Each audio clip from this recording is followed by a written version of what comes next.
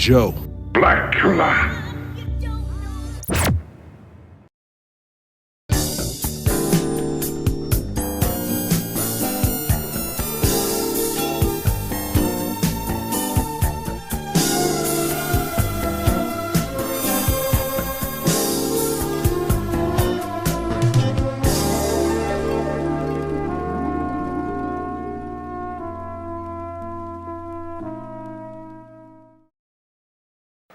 But when justice is trampled underfoot and we don't care what we do one to the other, then talking about God is love, Reverend. In an atmosphere where righteousness does not prevail, it's like breaking wind in a hurricane.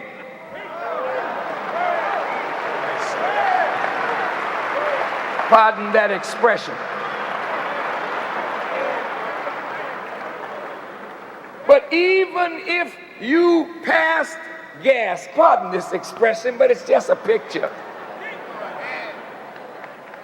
and it was a horrible smell,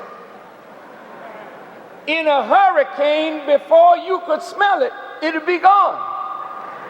And that's the way it is when you talk love in an atmosphere of injustice. Nobody can even sense what love is in an atmosphere of injustice. No black preacher, no black teacher can get black people to love one another until we produce a law by which we will learn to respect the law and then deal with one another justly. Then love will be produced out of obedience to a law. But love is the greatest law. But you can't get to the top of the mountain until you start up the mountain. And starting up the mountain starts like this: thou shalt not steal. Thou shalt not bear false witness against thy neighbor. Thou shalt not commit adultery.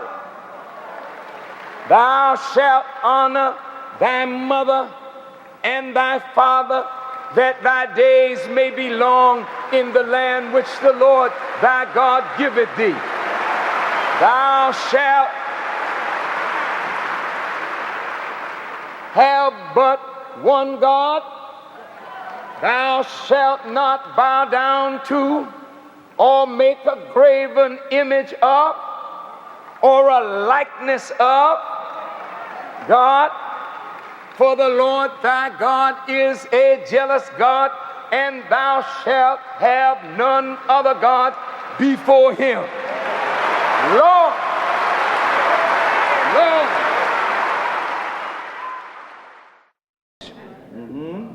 Man has stopped at the level of a beast. And here you are, right now, captured by the Caucasians. You didn't come over here on no Nina, Pinta, Santa Maria, or Mayflower. You came over here in the holds of ships, is that right?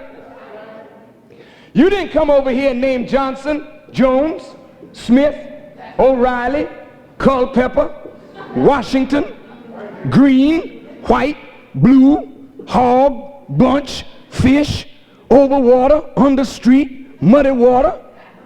You didn't come over here speaking English. How come you don't speak your mother tongue? How come you don't wear your own father's name? I got my father's name. No, you got white folks' name that they passed on to your father. Where is your name? Where is your language? Is that in the Bible? Is that in the Holy Quran? Yes, it's in both books. But you don't know where to look to find it because your preachers have been taught by your slave masters. Sorry about that, Reverend. But it's the truth. That's right. It's a constant struggle. But it's an onward march. We've become like beasts. The mark of the beast is in our forehead, meaning we think like we have been taught and trained to think, and our hands do the acts of a beast. You don't treat each other humanly. You are cold in your relationships to each other. You don't even resemble lower animals. Listen. You watch dogs. They have compassion for other dogs. That's right. You go to killing a cow, other cow will start mooing and carrying on. That's right. You and me, we see one of our own cut down. Must have done something. Right. Must have done something. How did you feel to learn that an innocent brother and sister were murdered by police in New Orleans? Several of them were killed. They were innocent. How did it affect you? And for how long did it affect you? 28 or more of our young babies were killed right in Atlanta. And just about all of us have forgotten it now. Yeah. Because they said they got the murderer. Listen. Quieted everybody down. What's the matter with you? Why don't you have any feeling for each other? Why don't you show love for one another? You're here at this institution where the population is probably 26,000 or better. How many blacks are on this campus? About 1,000. You are outnumbered 26 to 1. You would think that you would have a little more unity than you do have. You walk by each other. You don't try to get to know each other. You don't see your brother and say, how you doing, brother? My name is John, whatever it is, and I'm from Augusta, Georgia. I'm from Savannah. Where you from, brother? Can I accompany you? Which way you going? When you see each other, you put that hostile look on, like you're guarding yourself from each other. That's not natural. That's right. That's not normal. Can't you see that we are the #1 killers of ourselves? It's not white folks killing us more than we are killing each other. We are beating each other up. We are robbing each other. We're destroying each other. We got the mark of the beast in our forehead and in our hands. What can we do? That's right. What can we do? Yeah. Yes, sir. I said, you know, my brother, your father taught nonviolence. But nonviolence toward white people who have been killing us ever since we've been here. All right. All right. And we had to suffer humiliation, a beat down. But we took it. Why? Because the philosophy was that our love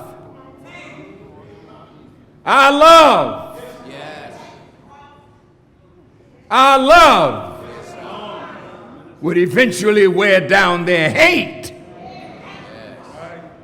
And the change that we seek would come. 50 years later,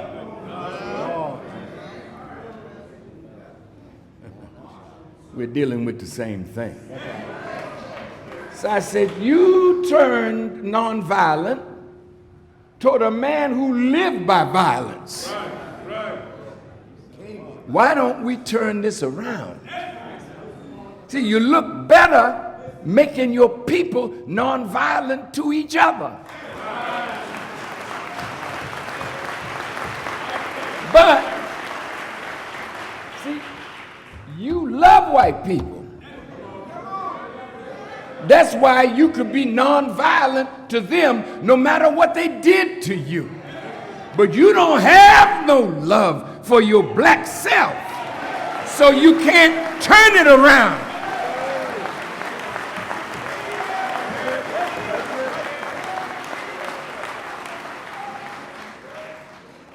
But I said, my dear brother, if all the pastors that were preaching nonviolent love to white people would turn around and start preaching nonviolence from every pulpit, why we have a right to love ourselves and to love one another. See, you just hypocritical Christians.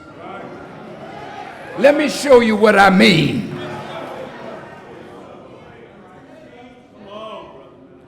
Jesus said,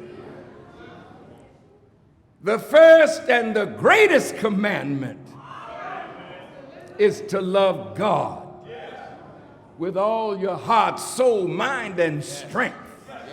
And the second is like unto it. Love your neighbor as who? As who?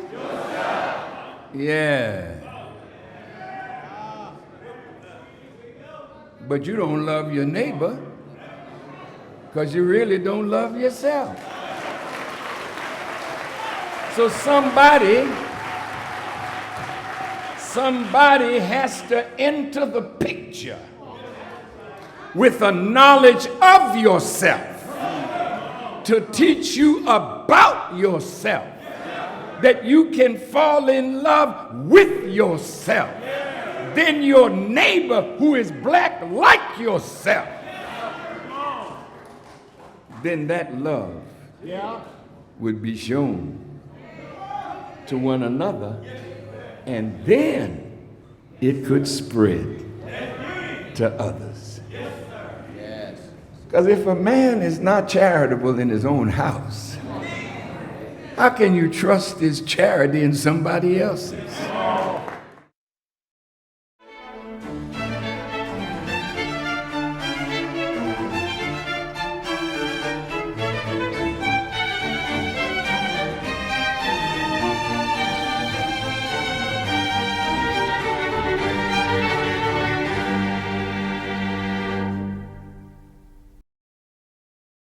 If you are awake and conscious, you just can't do things that you know are wrong and not bear the burden and the scar of your own actions. Are you listening to me? When you know what is right and then you willfully go against what is right, then your mind carries a burden. That's called the burden of sin. And sin produces the death of the mind and the death of the spirit.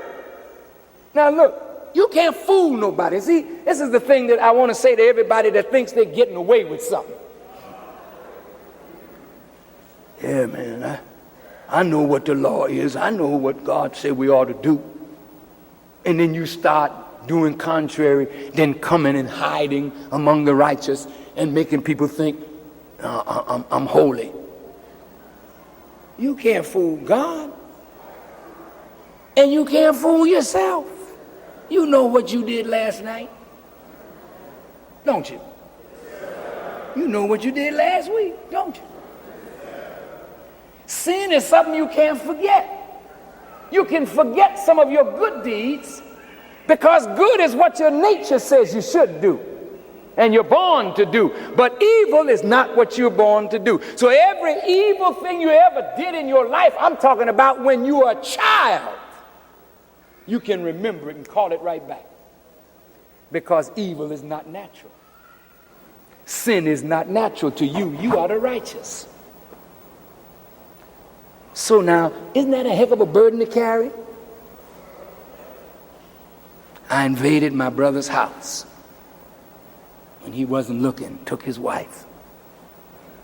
That's a burden, brother. Damn, I was on the bus the other night and I saw this woman had this pocketbook. I didn't have no money. I wanted to get some crack. So I smacked the woman and took her pocketbook. You may have been high. You don't think that registers. That registers, brother, here. Because one day when you start coming out of your drug, these things come back to your mind and they become a burden and a searing hot flame on your conscience. That's a hell of a burden.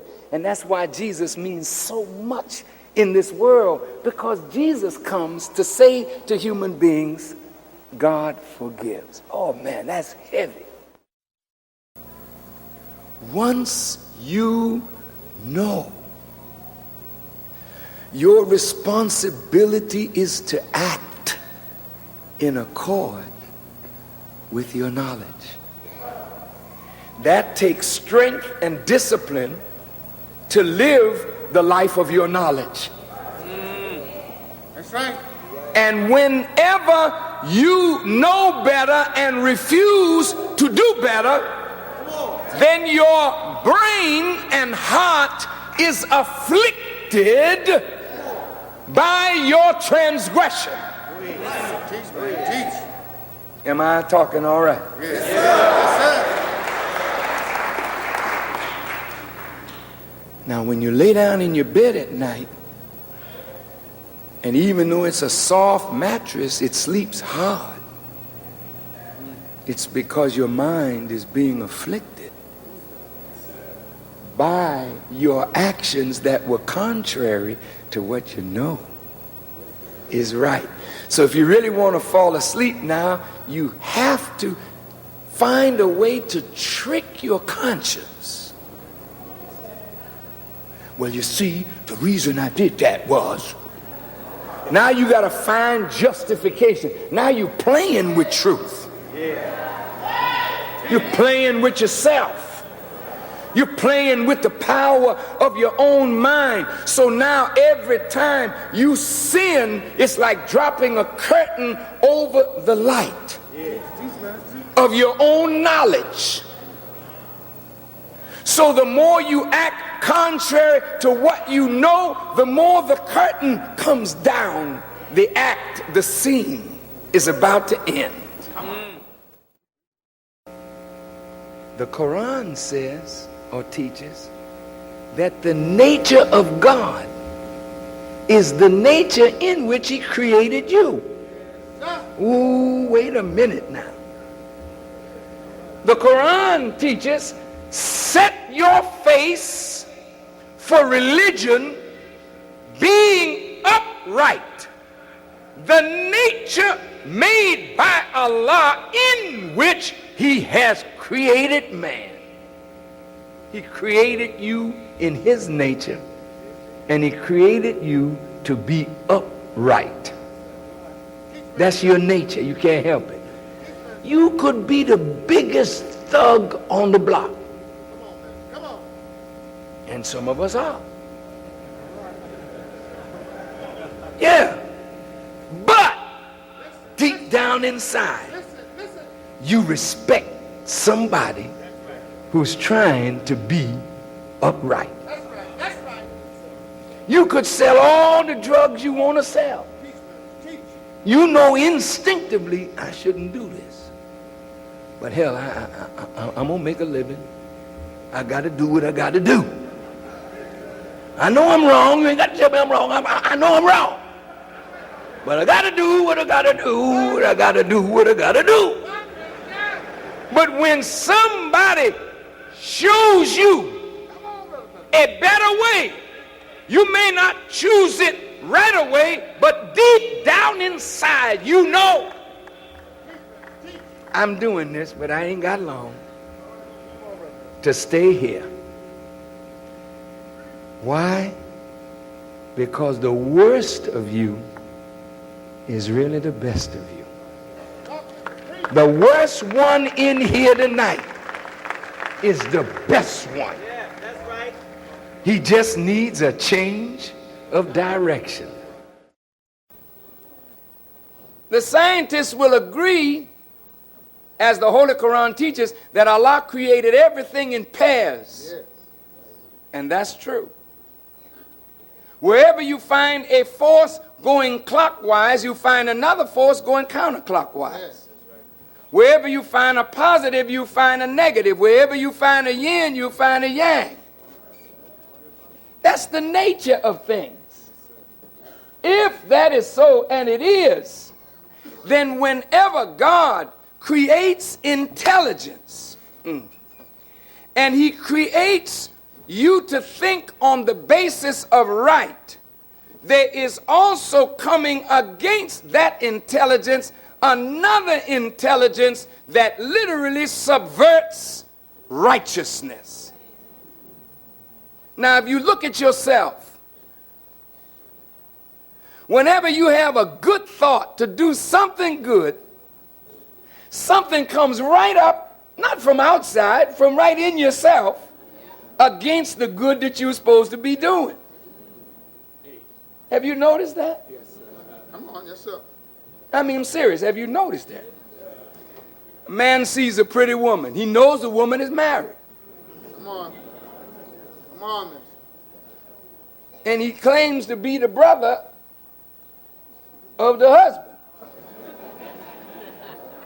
Hey, bro, how you doing? Come on. Think of this. Think of this. Now, one mind is telling him, don't do this, brother. But the moment the righteous mind instructs him, no, another mind whispers. Yes. See the way that man treats her? Listen. That's right. And if you notice, whenever you do wrong, you have to rationalize it in your mind to quiet your conscience so you can do evil and get away with it without being plagued. Now watch yourself. Wait. I don't know nobody that steals Come on. that don't have a troubling thought. You watch, when you're thinking evil, you're approaching your brother's house for an act of adultery. Maybe your heart will, just a little pounding, just a little bit. To let you know, trouble, boy, don't do that.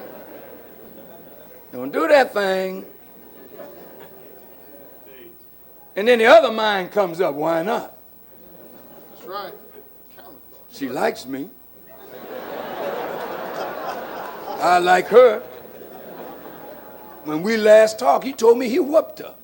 That's what she told me. He ain't treating her right. I'm just going to talk to her.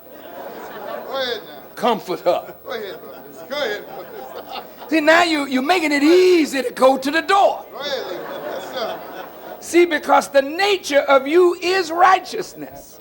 That's the way God created you. He created you righteous. But he also tests righteousness by that second thought that will come up from your own heart. Yes, sir. Yes, sir. That's right. Now, the second thought that is negative against righteousness is to make you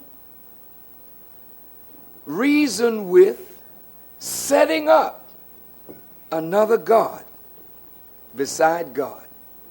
And that's the beginning of a train of sins that takes man from this high state that God created him and drops him down to the level of the beasts of the field. Let's watch this journey.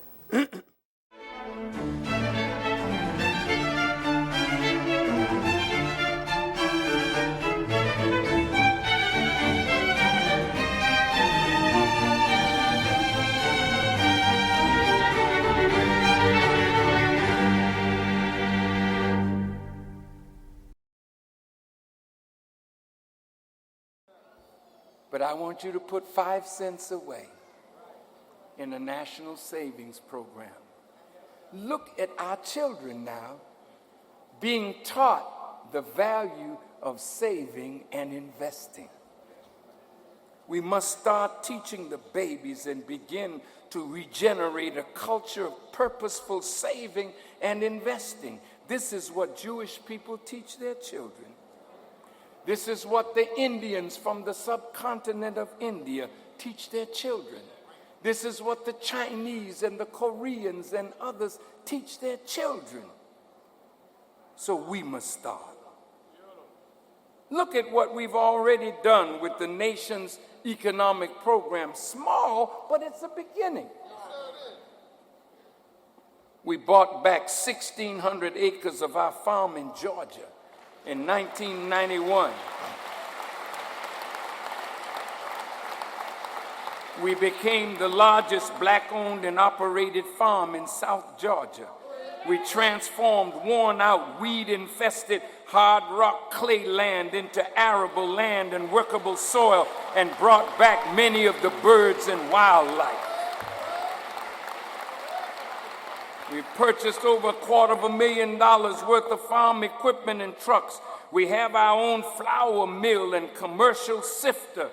We can produce 800 pounds of flour in an 8-hour day, and we produce the best tasting watermelons in the country, so we are told.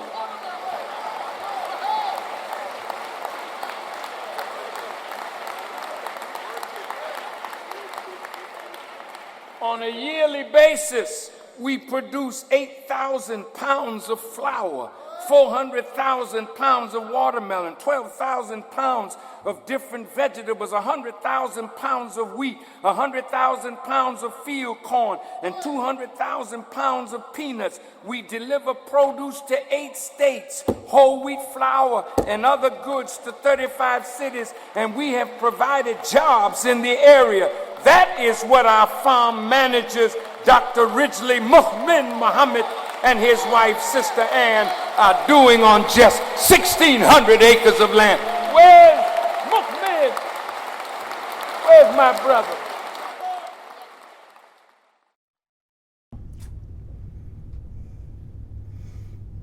Wealth, of course, can help. But that was the problem with the children of Israel under Pharaoh. They were so enamored by the wealth of Pharaoh, they didn't want to hear God calling them out of Egypt, because he wanted to give them a land so that they could have an independent, sovereign existence under the guidance of God. So, man, they were so fascinated by the wealth of Pharaoh, Moses had to pray to God to destroy the wealth of Pharaoh so that the children of Israel wouldn't be dazzled by Pharaoh's wealth and finally accept God's command to come out of her so that God may make them into the greatest nation that had ever existed. So it is today. We're fascinated by America's wealth, the bling bling, if you will.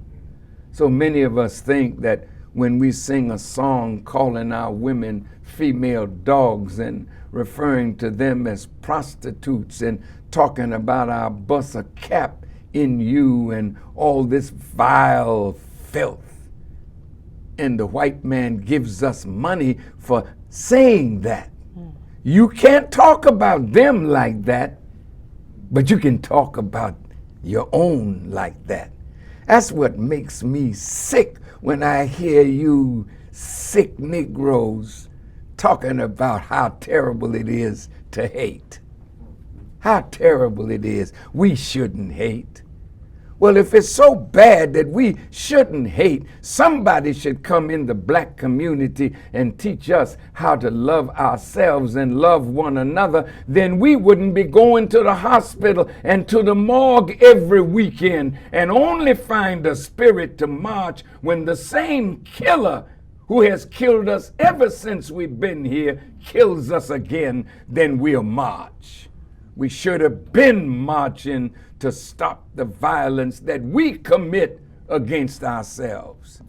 So the real question is, if hate is bad, then tell the white man, come into the black community and teach us like Martin taught us to love you. You ought to come in and stop the acts of violence that you do. And somebody got to turn that nonviolence around and teach us nonviolent love toward each other. Look how easy it is for our beloved people to forgive the white man. Kill 9 people. And How easy it was for us to say, I forgive. But that's the way we are. That's the way we've been taught and made. But the question that white folk got to ask, is the God of justice going to forgive? Right now, somebody's on television over the two little white boys that were sailing and got lost. Mm-hmm. And they've raised $130,000, I think, to help find those two young boys. But Mr. What's that boy name? The white boy that killed 9 of us in Charleston. Oh, Dylan. Yeah, Dylan Roof. Roof. They've raised over $4 million for him to make sure he gets a fair trial. Stop it. No, you don't want a fair trial. You raised $4 million so he could get off. Right. Like the rest of your brothers do when they kill us. I'm sorry. Your time has come. Your court system is collapsing. We can't find justice in you. So the God of justice is on scene today. And he threatens you with absolute death. He threatens you to take your country from you. It's written in your Bible. Go read it. He takes the kingdom from whom he pleases, and he gives it to whom he pleases. Well, I hope we recognize that it pleases him, that we have some of this earth that we can call our own. Now, white folks, you'll have a chance to give us what we demand, and I'm sure you'll act by us like you do by everything you give us. You find a way to take it back. You promised us 40 acres and a mule. We haven't got that yet.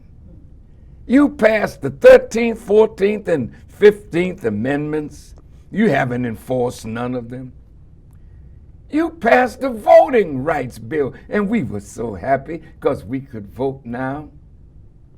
And then the Supreme Court reversed it recently, the protection clause of it. What do we have that you gave us that you didn't find a way in the skill of deceitful language to take it back? We can't trust your words. We trust the God and the will of God in his word. Justice is coming. Oh, the Bible calls it in a great and dreadful day of the Lord. Great for the righteous, but dreadful for the wicked. That's the time we've arrived at. So we're going to get some sovereignty. We're going to get some land because that's what God has promised.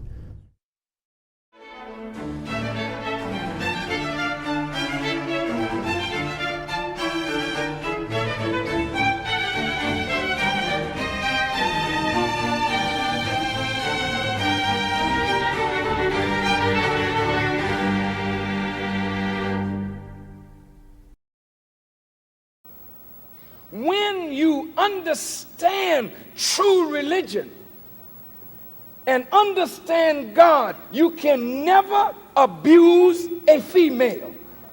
If you really understand God, you will be reverent to the female. Listen to me carefully. I know they call those of us who preach reverent, but most of us are irreverent. Excuse me, Reverend.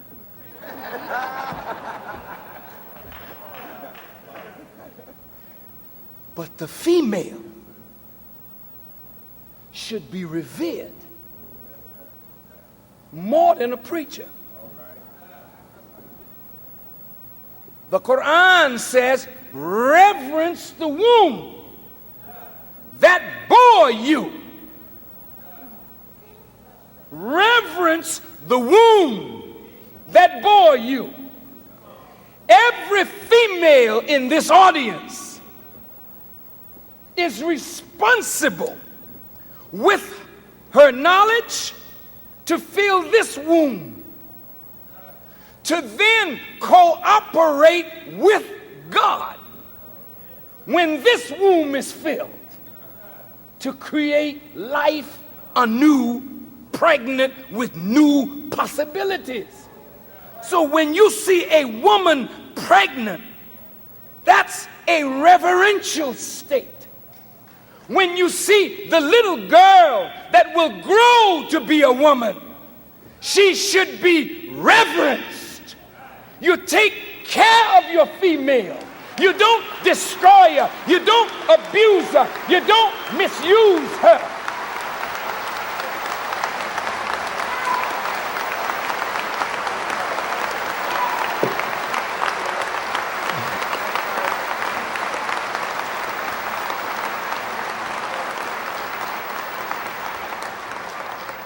If we really understood the female, God would bless us to be a greater man and a greater servant. Prophet Muhammad, peace be upon him, said, the best of you is he who is kindest to his mother and his wife. Now look, the prophet again said, heaven lies at the foot of mother. There was a time when women covered themselves. In fact, they had so much clothes on. The man would be all messed up just waiting for her to take them off.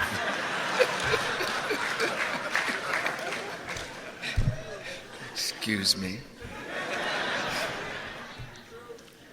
There was a time when a woman's underwear was so personal that she would not put her undergarment on a clothesline for the neighbor next door to see what she wears under her clothing. Today,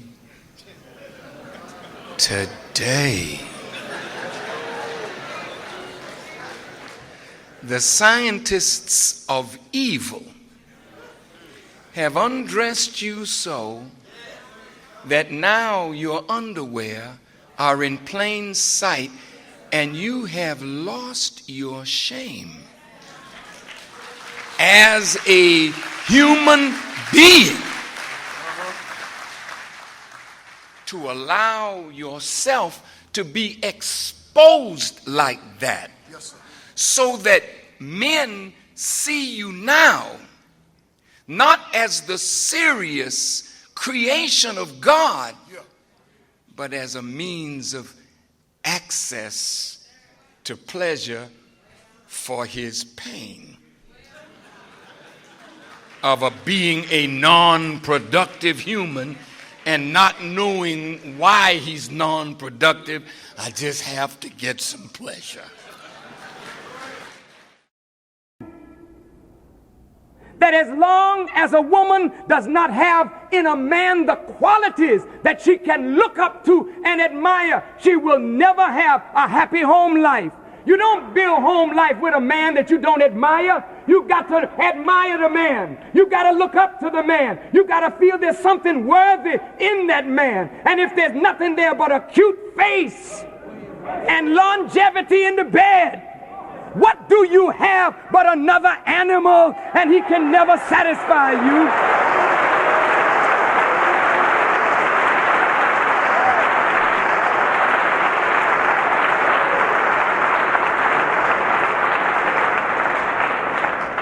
Why are you as women hurt? Why are you in pain, sisters?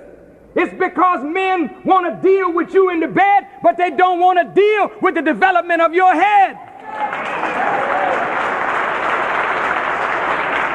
The Honorable Elijah Muhammad knew what he was doing. He had to push a man out front who was just like Stephen Fetchit. And if you, brothers, let's strip away all the phoniness now. Most of us are scared to take a stand.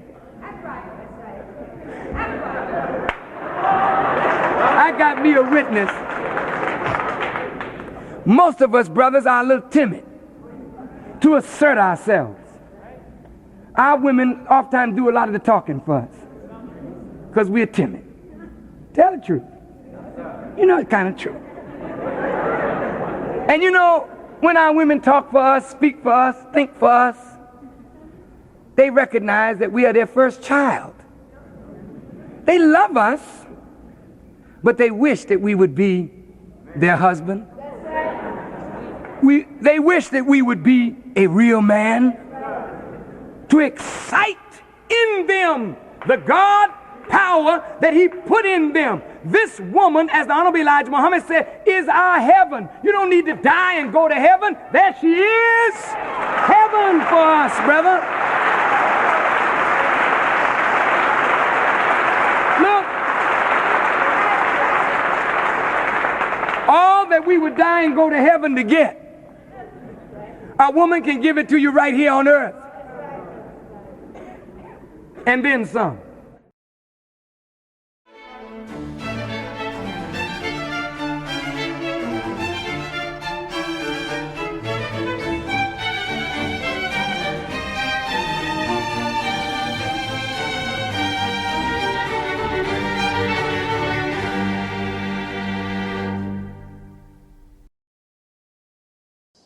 But aren't you yourself the product of an interracial marriage? But it wasn't interracial marriage, sir. It was interracial rape. My mama was a black woman. My father was half white. So when you're on a plantation, you didn't tell the master you couldn't have a black woman. White men have always had access to the black woman, and because of that, lighter-skinned black men and women were fashioned out of that relationship.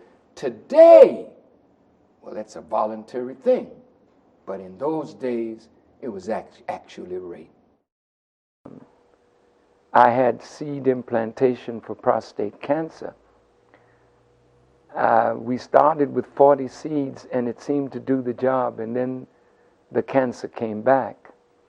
So they put 180 more, which is 220 radiated seeds. And I went on a world tour right afterwards, but over time the seeds burned into the rectum, burned into the urethra, and there was a communication, a fistula, a hole that communicated the colon with the urethra. And so we had an operation in 2000 that was to patch the fistula. And unfortunately, in 4 months we tested, and it held for a while, and then it broke. And then urine was coming from the anal channel. And so since that time, it's been 7 years now, I've had a problem with urine coming from the wrong place. And finally, I wanted a colonoscopy to make sure that my colon was okay. And they found an ulcer in the area of the rectum. And as long as urine was passing it, it would never heal, which meant that I would have to have another operation. And then it got so deep that what was to come from the colon was coming from the penis, and what was to come from the penis was coming through the anal channel. And so I was in constant pain, and I was dying. And it got so bad, some of my naturopath physicians told me they didn't want me to take the operation because it was horrific, because it was a complete pelvic exoneration, where everything in the pelvis would be taken out. And my medical doctor said if I didn't take the operation, I would surely die.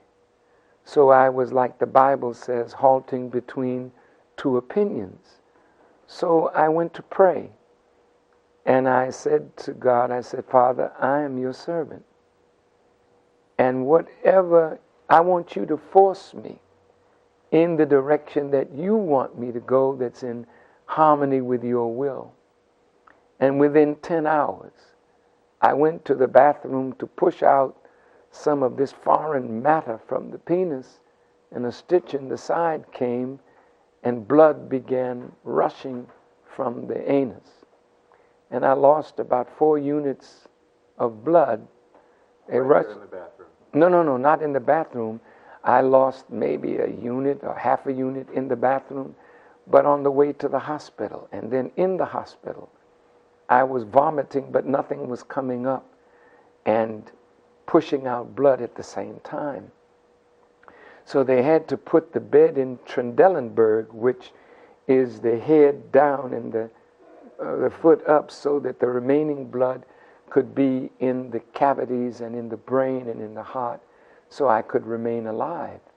So they put me in the ICU, and then I went into what they call afibrillation, where the heartbeat began to beat at 140 to 180 beats per minute. And then my daughter as a nurse, became very concerned, and they called the family around me. And that didn't stop for 13 hours. And then when they stabilized me at last, then they sent me to Northwestern University Hospital from St. Anthony's Hospital in Michigan City. And that's where I remained for 5 weeks. And then I came out 4 weeks after the operation, and then had the speech 6 weeks after the operation. I'm sitting here and my mouth is agape because we knew that you were sick, but no one knew the details that you're telling now. And I'm flabbergasted because even though, you know, it had been rumored and people were saying, oh, he's close to death, we still didn't know how sick you were. And I didn't either. My doctors told me that if I didn't get the operation, I was melting down, losing weight constantly and in tremendous pain. But they told me I would die, and I didn't want the operation. But God forced it on me, and I'm so grateful that he did. Did you ever say during this, why me, God? Oh, why no. your servant? Oh, no. Never. Because there's no one who comes to God on an easy road. If he tried Jesus and Muhammad and Moses and the prophets the way he tried them, and they were his most honored servants, then who am I that I should not suffer some misfortune even though I'm a servant of God? That's how you test the fiber of the servant's faith. Do you still stand firm on the issue of racial mixing? I don't like it. Why not? No. The black woman is suffering today from no black men. Black men in jail, black men on the corner, black men uneducated. Go look at the black colleges or white colleges. You see black women in there getting the finest education. Where will their counterpart be when they come out of college? There's no male counterpart that's even worthy, or very few, that are worthy to marry these young women who are trying to be chemists and scientists and mathematicians and engineers. So we need to wake up. That's why I called the Million Man March. I wanted to get black men to take their responsibility. Now, you can't legislate against love. So when a black person and a white person are truly in love, I have nothing to say about that. Do you forbid in black and white dating and marriage? I would love to forbid it. Because we are so far behind. Our women don't have adequate men. So I want the black man to marry the black woman. I want the white woman to marry the white man. Why? Because that's the natural thing. If it were not natural, you'd have many cross marriages. You don't find that many Chinese marrying white people, or Indian people, or black people. You find it somewhere, but Chinese marry Chinese. White people marry white people. What's wrong with black people marrying black people? That don't mean we're racist, but we look at the crossing of the two. Well, okay, they're in love. But love transcends ethnicity and racial boundaries. And there will come a time when human beings will love each other enough or respect each other enough that there will be a cross between this and that. But the nature of things is, if China became Muslim tomorrow, they ain't marrying Japanese. They're not even marrying Koreans. But doesn't it tell us that a society is advancing in its compassion and understanding of equality? Is it if really? People can mix? Is it really advancing when there's no advancement in the intellectual capacity of the masses of the people? But I'm not talking about academic achievement. I'm solely talking... What I'm talking about, sir, is a slave mentality, where the slave is always admiring the slave master's woman. And there was a time in America just a few short years ago that we could be lynched for just looking under a white woman's dress that was on a clothesline, much less trying to get sexually intimate with a white woman. So that history is right with us. You know, when you talk to me like that, I want you to sit with Jewish people and ask them, how far have you grown? Are you willing to marry a German today? Is that easy for you? How do you bring a German home to someone who has the numbers engraved in their hand that they were a victim of the Holocaust? See, you have to be sensitive to what your people have suffered. Over time, they say, time heals wounds. Well, it ain't quite time yet for Jews and Germans to just mix up like that, maybe. And is it time for black and white? Well, it's time for us to understand each other better. It's time for us to try to get along with each other better. The principle of justice is the means by which enemies become friends. But aren't you yourself the product of an interracial marriage? But it wasn't interracial marriage, sir. It was interracial rape.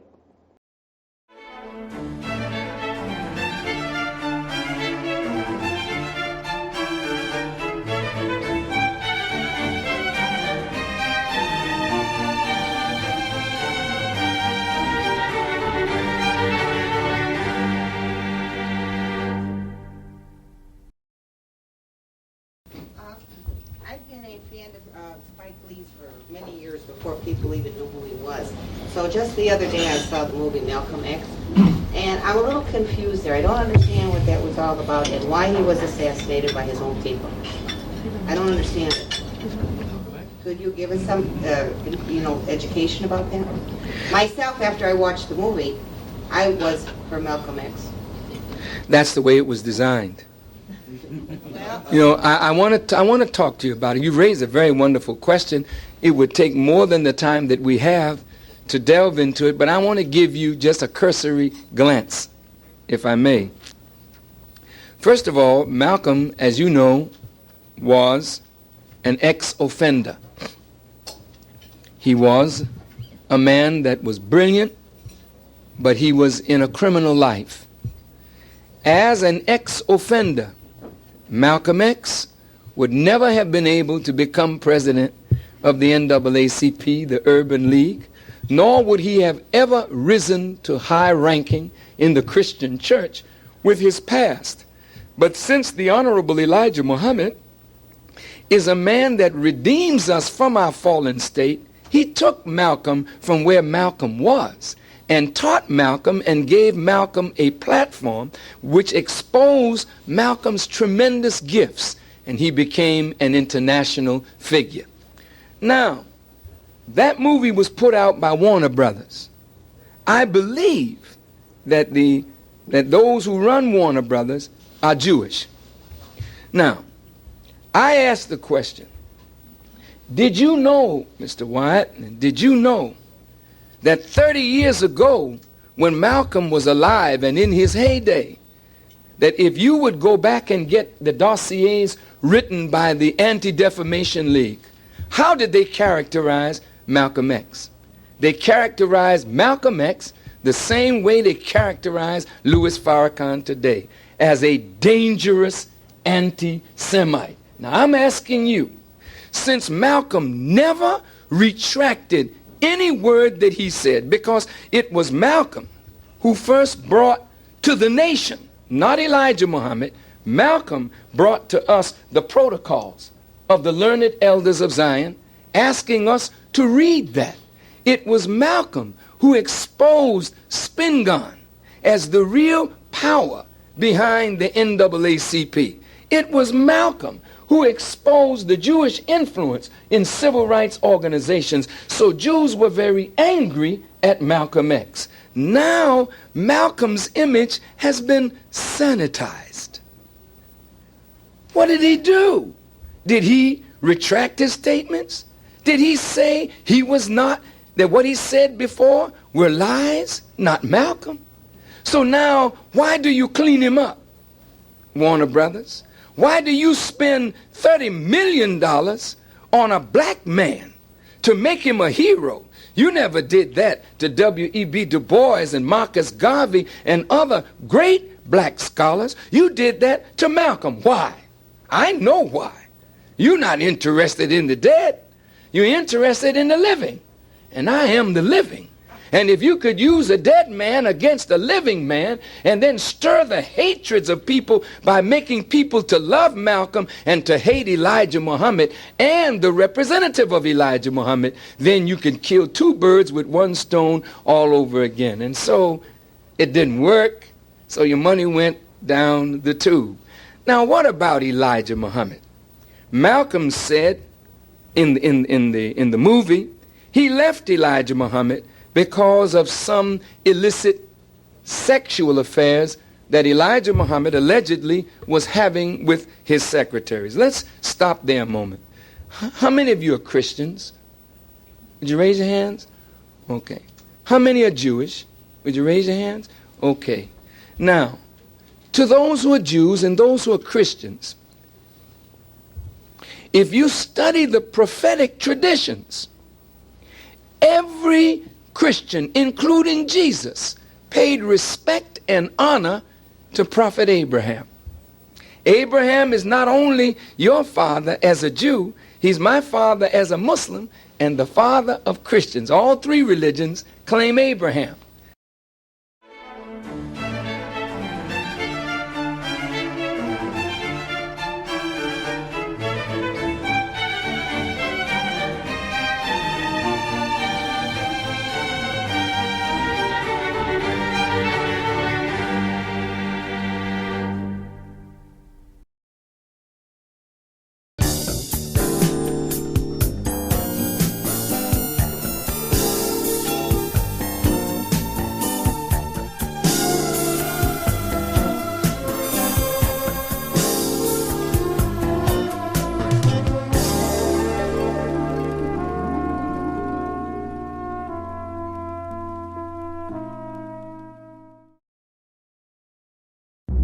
Joe.